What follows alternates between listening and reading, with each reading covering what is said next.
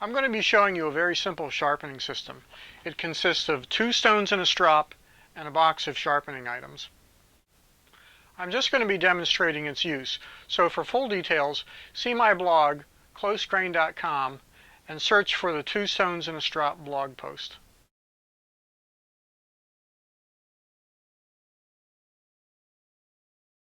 This is all based on this book, The Woodworker, the Charles H. Hayward years, and the first chapter entirely on sharpening.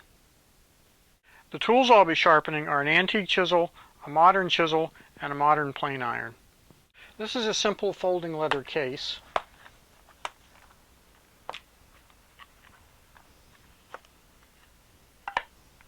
And this is a small Japanese style toolbox.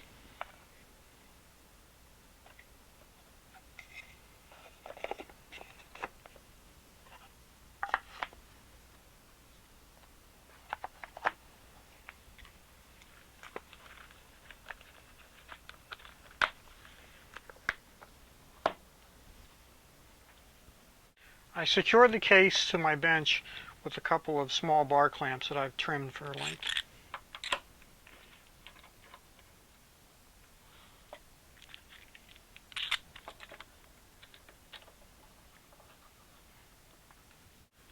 These angle guide blocks are a critical part of this system. I use them to train my hands to recognize when I'm holding a tool at the correct angle on the sharpening stones. So for a flat plane iron, I use 25 and 30 degree blocks. For a tapered chisel, I use 23 and 28 degree blocks. I'll do this chisel first.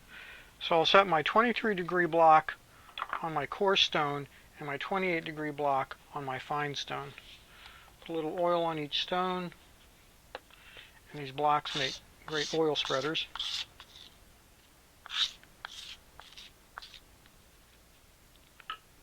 Now set up the chisel on here against this 23 degree angled face. Bring it in contact with the stone, and I'm going to take exactly 10 strokes. 1, 2, 3, 4, 5,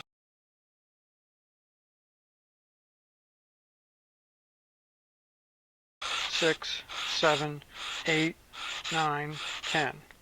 And if you prefer, you can angle it this way and do kind of a 45 degree motion.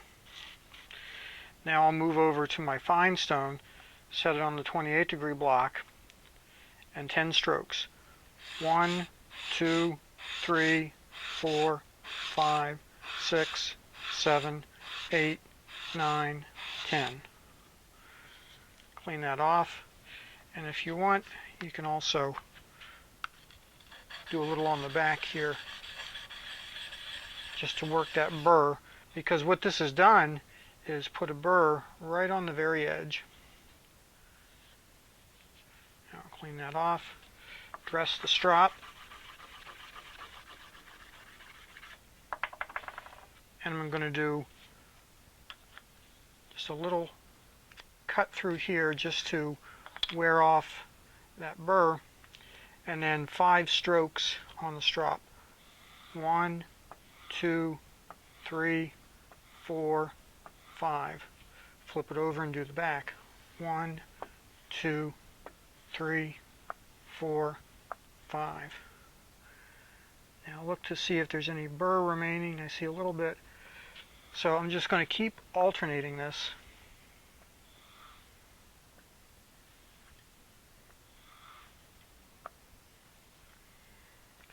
Until I've got a nice, clean, burr-free edge.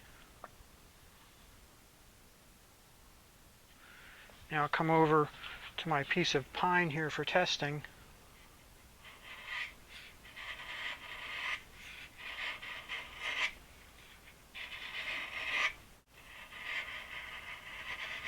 Pine end grain is good for testing a sharp edge because it's very demanding.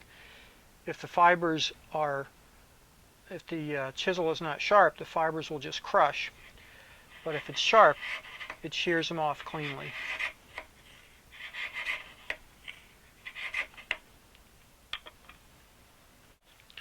Now I'll repeat that process with this chisel, but I'm going to go at full speed.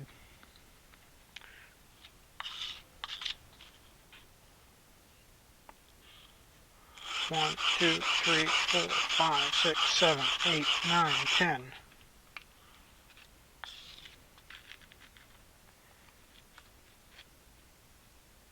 One, 2, 3, 4, 5, 6, 7, 8, 9, 10.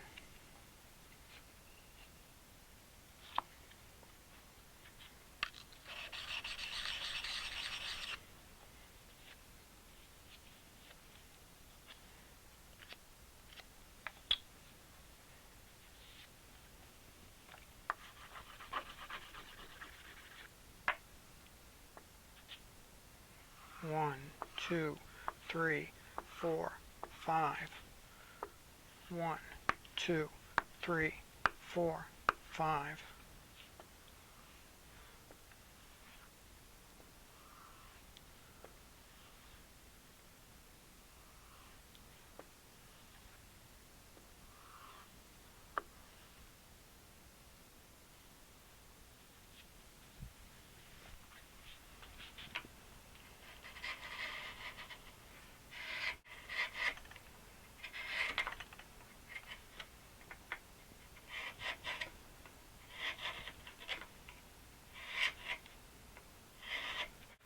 Now I'll do this plane iron.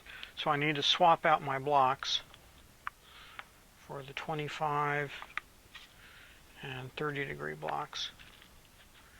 Because this iron is flat, I don't need the additional 2 degrees of adjustment. Spread the oil a bit. Get set up. 1, 2, 3, 4, 5, 6, 7, 8, 9, 10. Set up over here. 1, 2, 3, 4, 5, 6, 7, 8, 9, 10. Now I'll also feather the edges. 1, 2, 3, 4, 5, 6, 7, 8, 9, 10. 1, 2, 3, 4, 5, 6, 7, 8, 9, 10.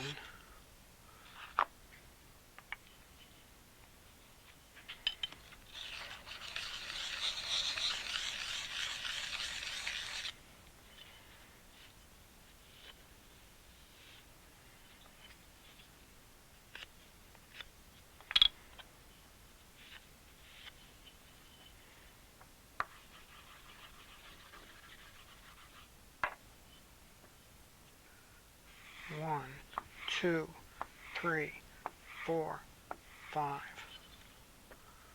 1, 2, 3, 4, 5.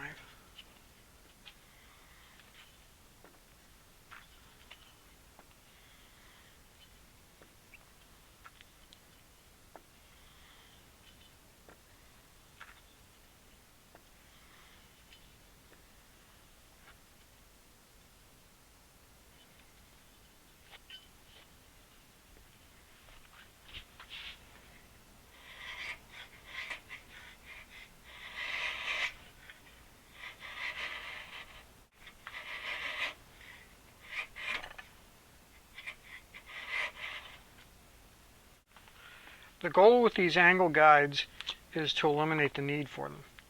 You'll get to the point where you know exactly where that angle is, and you can just walk up to the stone, put the chisel on it with a plane iron, and sharpen away. These blocks are like training wheels.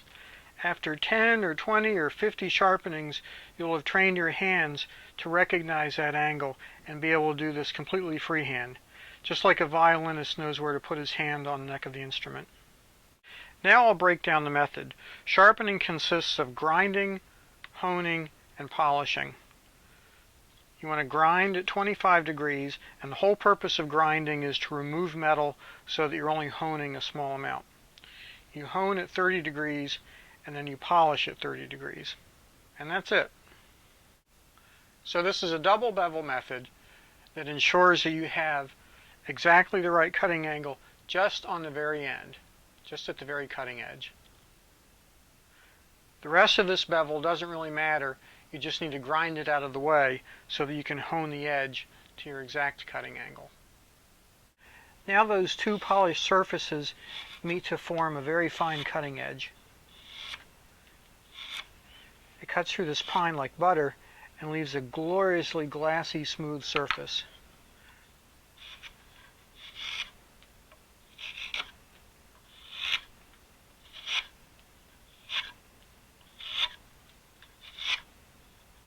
If you have a tool that you've never sharpened this way before, you can condition it initially on an extra coarse diamond plate here. So I'll take my 23-degree block, set it on there, and start grinding. So this is a very fast, very rough grind. And you never know how long it's going to take. It just depends on the condition of the tool. So you just have to check it periodically. Once this grind gets down within about a 32nd of the edge, I know that I've done enough on this stone. Now I can go back to my regular system. Here you can see how close I wanted to get to the edge with that extra coarse rough grinding. The rest I'll do on the coarse and fine India stones. Don't have India stones? No problem. This works with diamond plates as well. These are DMT Duo Sharps, black and green.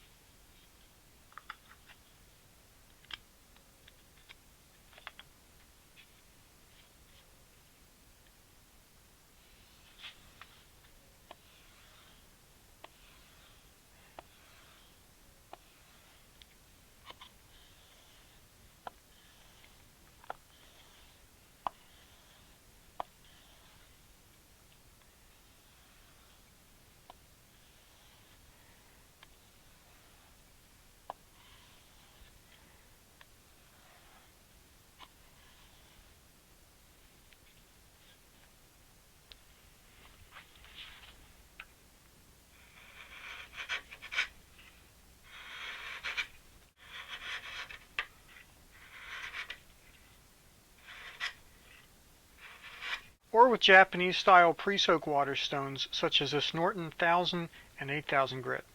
The addition here is the flattening stone.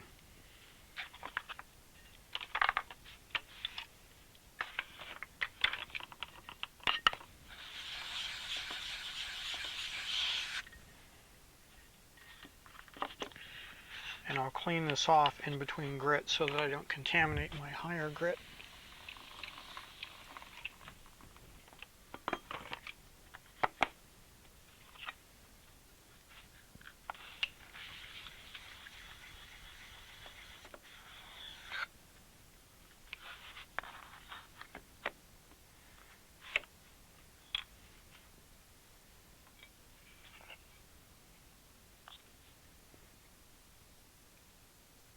The other difference here is that I prefer to only apply pressure on the back stroke, not the forward stroke, to avoid scoring the stones.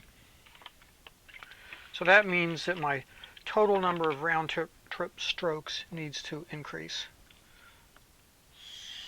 1, 2, 3, 4, 5, 6, 7, 8, 9, 10, 11, 12, 13, 14, 15.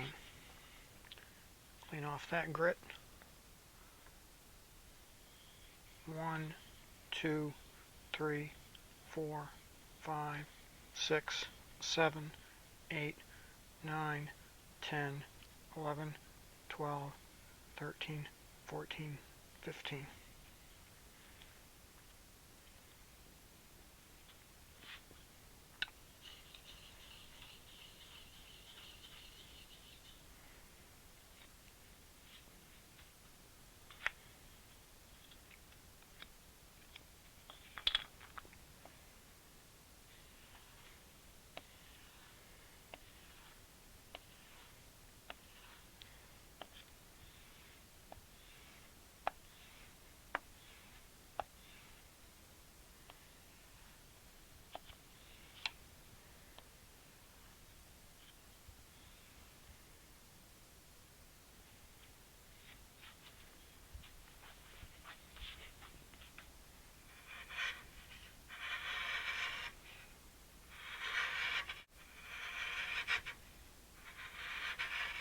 It also works with Japanese non-soak water stones.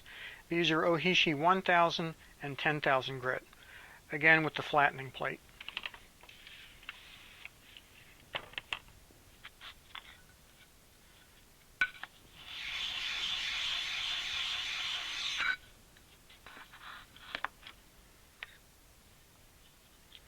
Which I will clean off in between grits.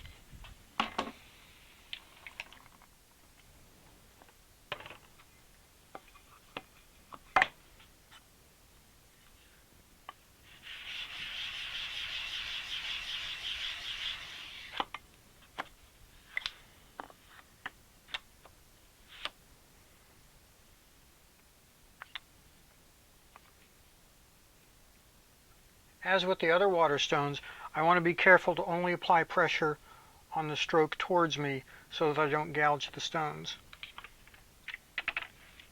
And the thing that you need to do is calibrate your stones and your tool steels to see how many strokes it takes to get the job done.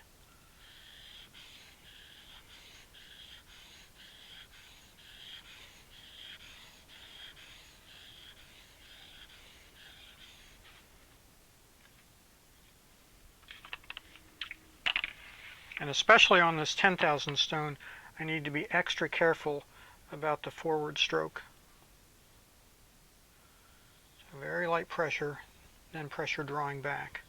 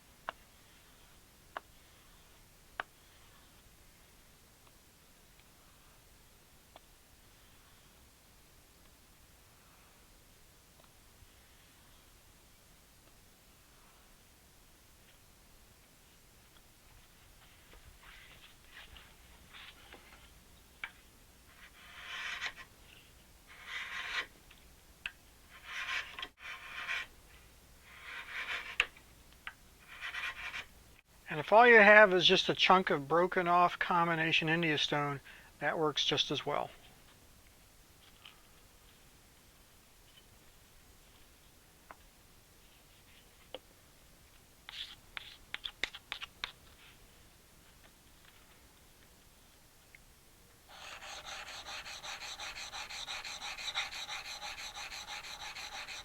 You just may need a few extra strokes to deal with the short length.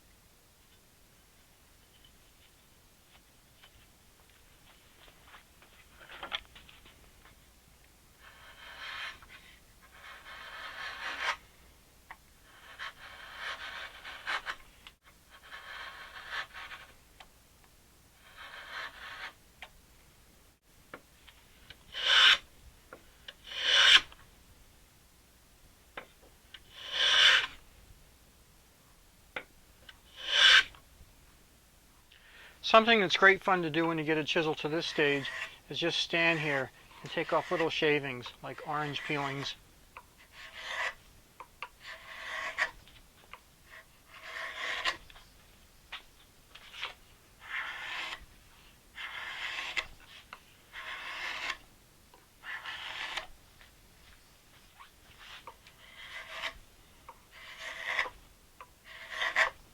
As you can see, this method works easily with any sharpening media.